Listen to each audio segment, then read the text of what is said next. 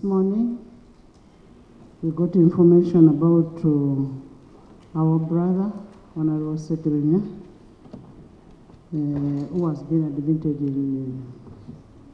in Rubaba Hospital. The information that we got was that he had passed on.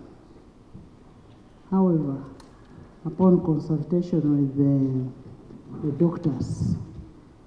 doctors are saying his organs have collapsed, but the heart is still on.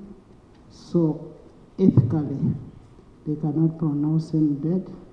So we'll keep the house posted, but he's in a critical condition.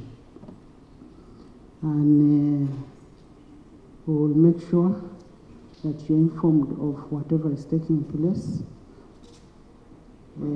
in the hospital. Honorable Lop is in the hospital, he's coming back, he will give us information. Honorable members.